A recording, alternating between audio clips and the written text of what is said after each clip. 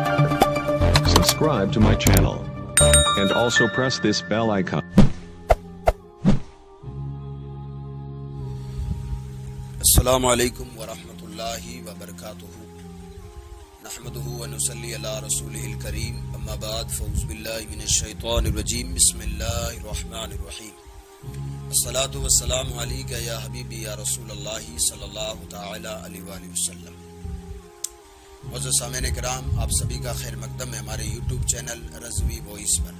آج ہم انشاءاللہ تبارک تعالی جانیں گے جو جنازہ ہے اس کو کیسے لے جایا جاتا ہے گھر سے لے کر قبرستان تک، اور اس میں کن باتوں کا خیال رکھنا ہے، اس کے بارے میں اللہ کے رسول صلی اللہ تعالی وسلم نے کیا فرمایا، اور جنازے میں جانے کا ثواب کتنا ہے۔ یہ ساری چیزیں آج آپ کو سیکھنے کو ملے گی انشاءاللہ تبارک تعالی، کیونکہ ہم نے اوپر کی ویڈیو میں موت سے لے کر کے، موت کیسے آتی وہاں سے لے کر کے پھر غسل کا طریقہ، پھر کفن پہنانے کا طریقہ پوری طرح سے اپلوڈ کر دیا ہے۔ تو آج ہم جنازے کو کس طرح سے قبرستان تک لے جایا جاتا ہے اس کے بارے میں آج ہم جانیں گے انشاءاللہ تبارک تعالی۔ جنازے کو کاندھا دینا یہ ایک عبادت ہے، تو ہم سب کو چاہیے کہ جہاں بھی کوئی مسلمان بھائی کا آپ جنازہ دیکھیں تو کندھا ضرور دے دیں، اس کی بہت بڑی فضیلت آئی ہے۔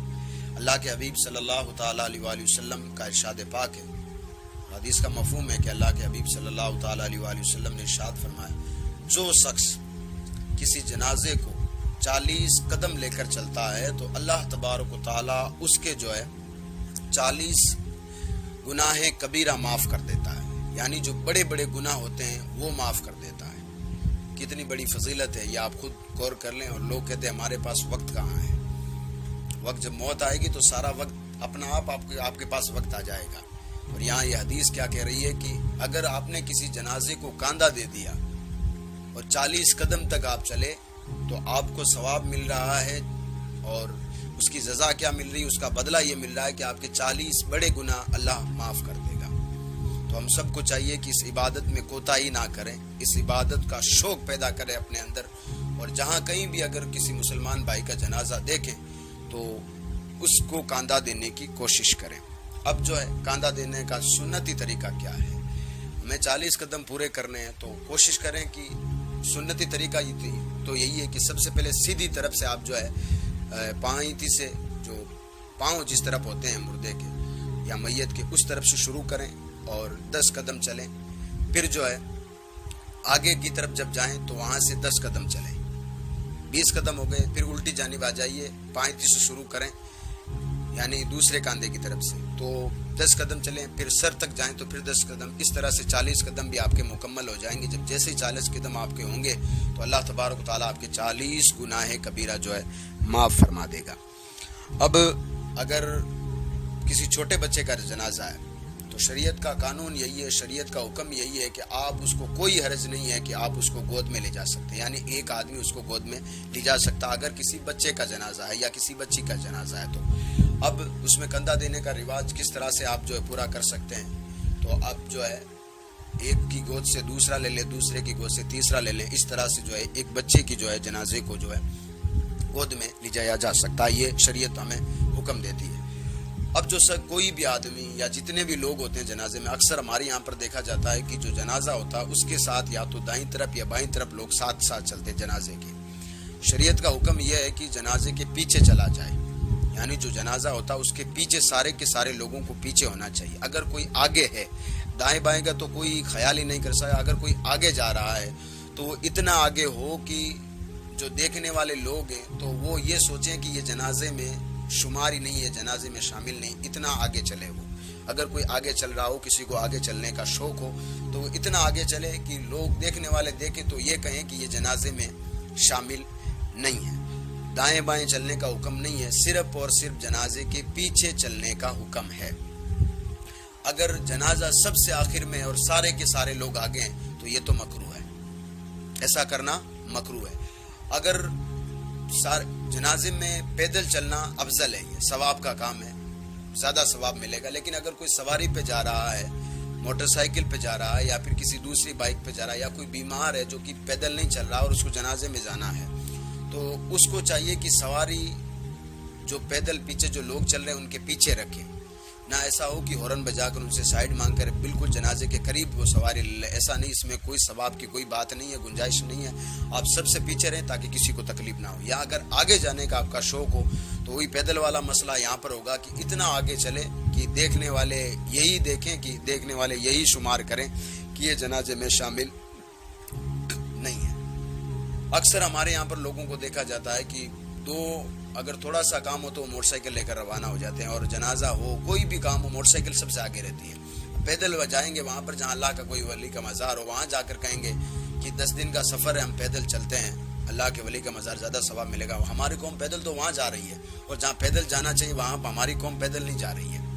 تو جنازے میں افضل جو ہے یہ ہے کہ آپ پیدل چلیں، افضل یہ ہے کہ آپ پیدل چلیں. اب یہ بھی مسئلہ یاد رکھ لیں کہ جب جنازہ آپ لے جاتے ہو تو جنازے کا جو سر ہے، یا حالانکہ یہ سب جانتے ہیں، سر ہے جو وہ آگے ہونا چاہیے، یعنی جس طرح آپ جا رہے ہیں اس طرف ہونا چاہیے، اور جو ہے پاؤں جو ہے پیچھے ہونا چاہیے. ہمارے یہاں پر تو نہیں ہوتا، لیکن کئی جگہ پہلے شاید ایسا رواج ہوا ہوگا، تب جا کر یہ قانون، یہ جو ہے شریعت نے مسئلہ ہمیں بتایا کہ جنازے کے ساتھ کوئی اسی طرح کی آگ یا کوئی کوئلہ یا کسی طرح کا دھواں یا کسی طرح کا کوئی دھوپ وغیرہ ساتھ میں لے جانا یہ مکروہ ہے. جنازے کے ساتھ کسی طرح کی کوئی آگ یا کوئی بھی چیز آپ ساتھ میں نہیں لے جائیں، یہ مکروہ ہے. اگر میت کسی پڑوسی کی ہے یا کسی رشتہ دار کی ہے یا کسی نیک مسلمان کی ہے تو اس میت میں جانا 2 رکعت نماز نفل پڑھنے سے بہتر ہے. یعنی ایک بندہ نفل نماز پڑھ رہا، اسے پتہ چلا کہ فلاں رشتہ دار کا انتقال ہو گیا ہے، یا میرے پڑوسی کا انتقال ہو گیا، وہ مسلمان تھا، یا کسی نیک مسلمان کا انتقال ہو گیا، بھلے ہی میرا کچھ بھی نہیں لگتا تھا لیکن نیک تھا، اگر وہ اس کے جنازے میں گیا تو اس کو نفل نماز پڑھنے سے زیادہ ثواب ملے گا. کتنی بڑی فضیلت ہے اس نماز جو ہے جنازے میں جانے کی. اور ہماری قوم کہہ رہی آج ہمیں جو ہے وقت نہیں ہمارے پاس. جو شخص جنازے میں چلا گیا تو اس کو چاہیے کہ کم سے کم وہ نماز پڑھ کے ہی واپس آئے، اور نماز پڑھنے کے بعد پھر دفنا کر واپس لوٹے، اس سے پہلے واپس نہ لوٹے. اگر نماز پڑھنے کے بعد یا جنازہ وہاں پہنچنے کے بعد اگر اس کو آنا ہے تو وہ گھر والوں سے اجازت لے کر، یعنی جو میت کے گھر والے ان سے اجازت لے کر آئیں. کیونکہ ہماری قوم جو ہے پہلے ہی نکل پڑتی ہے، جیسے جمعے کی نماز میں نکلتی ہے. پتہ نہیں ان لوگوں کو کس نے سکھا دیا کہ جمعے کی 2 رکعت نماز پڑھ کے واپس آپ نکل جاؤ. اللہ جانے کہاں سے یہ روایتیں اٹھا کر لاتے ہیں لوگ. جیسی جمعے کی نماز ہوئی فوراً مسجد سے باہر. ان کو یہ بھی پتہ نہیں ہے کہ جمعے میں اتنی رکعت ہوتی ہے، 14 رکعت ہے، جس کو ہمیں پورا کرنا ہے اور اس کا جواب اللہ تبارک تعالیٰ کے یہاں ہمیں دینا ہے. لیکن ایسے ہی لوگ جنازے میں کرتے ہیں، بس میت کو قبرستان تک پہنچایا، بس میں نے جو پہلے بات کہی تھی کہ بس گاڑیاں روانہ کی اور واپس فوراً نکل گئی. جبکہ ہمیں شریعت حکم یہ دیتی ہے کہ آپ نماز پڑھیں، نماز پڑھنے کے بعد اس کی تدفین کریں، یعنی اس کو دفن کریں. دفن کرنے کے بعد اپنے اپنے گھروں کی طرف لوٹیں. اور اگر پہلے جانا ہے آپ کو تو آپ میت کے گھر والوں سے اجازت لیں. لیکن اگر آپ کفن کے بعد یعنی دفن میت کو دفن کرنے کے بعد اگر آپ گھر کی طرف نکل رہے ہیں تو پھر کسی سے اجازت لینے کی کوئی ضرورت نہیں ہے. اب ہمارے یہاں پر ایک مسئلہ یہ بھی پایا جاتا ہے کہ جو نماز جنازہ میں جتنے بھی لوگ ہیں وہ آپس میں ایک دوسرے سے باتیں کرتے رہتے ہیں، ایک دوسرے کا حال پوچھتے رہتے ہیں، ایک دوسرے کی باتیں پوچھتے رہتے ہیں. کیونکہ الگ الگ گاؤں سے یا الگ الگ شہروں سے لوگ کافی دنوں کے بعد ملتے ہیں تو اپنے بزنس کے بارے میں یا اپنے کاروبار کے بارے میں پوچھتے رہتے ہیں اور ہنسی مذاق بھی کرتے رہتے ہیں. جبکہ شریعت نے اس کو سخت منع کیا. اس کا شریعت نے حکم یہ دیا ہے کہ جب جنازے کے ساتھ چلو تو کلمہ طیب کا ورد کرو، اور کلمہ طیب کا ورد کرو، کوئی بھی ہنسی مذاق والی بات نہ کریں. آپ کے پاس بھی بعد میں بہت سارا وقت ہے، اس کے بعد بیٹھ کر آپ کاروبار کے مسئلے آپ حل کر سکتے ہیں، بہت ساری جو باتیں ہیں وہ حل کر سکتے ہیں. آپ کے گھریلو اگر پرابلم ہے آپ کو آج وہ آدمی ملا ہے تو بعد میں تھوڑی دیر رک جائے گا. وہ اتنی دیر جنازے کی نماز کے لیے آیا تو تھوڑی دیر آپ کی بات کے لیے نہیں رکے گا، وہ رک جائے گا. لیکن ہمیں باتیں وہیں کرنی ہیں ساری کی ساری نا، کیونکہ شیطان ہماری جو چوٹی پکڑ کے بیٹھا وہ ہمیں چھوڑ نہیں رہا ہے نا. وہ یہی چاہتا ہے کہ یہ کہیں جو ہے نیکیاں نہ بٹور لے. کہیں وہ ہماری چوٹی پکڑ کے بیٹھا ہے، وہ ہمیشہ ہمیں خطا کرانے کی کوشش میں لگا رہتا ہے، اور وہ ہر بار وہ جو ہے کامیاب ہو جاتا ہے. ہمارے ہاں وہ ہر بار کامیاب ہو جاتا ہے، چاہے وہ کسی بھی چیز میں آپ دیکھ لیں. میت سے لے کر کے ہر چیز میں آپ دیکھ لیں وہ کامیاب اس لیے ہو جاتا ہے کیونکہ ہم لوگوں نے اس کا ساتھ بچپن سے لے کر کے بڑھاپے تک ہم نے اس کا ساتھ چھوڑا ہی نہیں. نماز کے قریب ہم گئے نہیں, روزے کے قریب ہم گئے نہیں, جو ہے مسئلے مسائل کے قریب ہم گئے نہیں, تو پھر شیطان کا ساتھ ہی ہو سکتا. دوسرا تو کوئی ایسا نہیں ہے کہ آپ کے ساتھ کوئی فرشتہ ہو سکتا ہے. ہاں جو لکھنے والے ہیں, جو گناہ اور نیکی لکھنے والے, وہ تو ہیں ہی فرشتے. باقی ایسا نہیں کہ آپ کے ساتھ جو ہے کوئی فرشتہ ہو سکتا, آپ کے پاس شیطان ہی ہوگا. تو یہ باتیں ہیں پوری جنازے میں.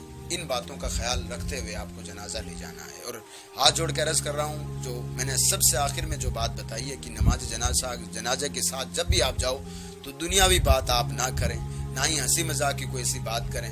اور آج کل یہ ایک موبائل والا لفڑا نیا آ گیا ہے کہ لوگ بس نہ تو کچھ بھی بولتے نہیں لیکن موبائل میں جو ہے مگن رہتے ہیں. ان کو بھی میں ہاتھ جوڑ کر عرض کرتا ہوں کہ آپ اگر آدھا گھنٹہ یا پون گھنٹہ یا 1 گھنٹہ اگر موبائل نہیں چلاؤ گے تو ایسا نہیں ہے کہ آپ کی جان نکل جائے گی, آپ کا کاروبار ٹھپ ہو جائے گا. ایسا نہیں ہے کہ آپ کے گھر روٹی آنا بند ہو جائے گی. یہ اس کے بعد میں بھی آپ چلا سکتے ہیں. اس میں وہاں صرف فوکس اس بات پہ رکھیں کہ کل مجھے اسی جنازے پر لٹا کر مجھے بھی قبرستان تک لے جایا جائے گا. اس وقت میں کیا کر سکتا ہوں؟ تو مجھے چاہیے کہ اس وقت میں اسے عبرت حاصل کر کے میں آج سے نمازیں چالو کروں. میں آج سے جو ہے میری جتنی بھی عبادتیں فوت ہوئی ہے, فرض عبادتیں, میں ان کی اگر اس پہ قضا ہے تو میں ان کی قضا ادا کروں. میرے اوپر جو بھی فرض عبادتیں میں ان کو وقت پر جو ہے پابندی سے ادا کروں, تاکہ کل جب میدان محشر میں رب تبارک و تعالیٰ کے سامنے مجھے کھڑا ہونا پڑے تو میں شرمندہ نہ ہوں. یہ اگر سوچ بندے کی ہو تو پھر وہ جب جنازے میں جائے گا تو انشاءاللہ تبارک و تعالیٰ وہ کلمہ پاک ورد بھی کرے گا, وہ جو ہے نماز بھی بڑے سکون کے ساتھ پڑھے گا, اور پھر جو ہے تدفین میں بھی حصہ لے گا, قبر پہ مٹی بھی بڑے آرام سے دے گا. میں انشاءاللہ تبارک و تعالیٰ کل جو ہے آپ کو یہ سارے مسئلے انشاءاللہ تبارک و تعالیٰ بتاؤں گا کہ قبر میں کس طرح سے میت کو رکھتے ہیں اور نماز جنازہ کس طرح سے پڑھائی جاتی ہے. اللہ ہم سب کو علم دین سیکھنے کی توفیق و رفیق عطا فرمائے. السلام علیکم ورحمۃ اللہ.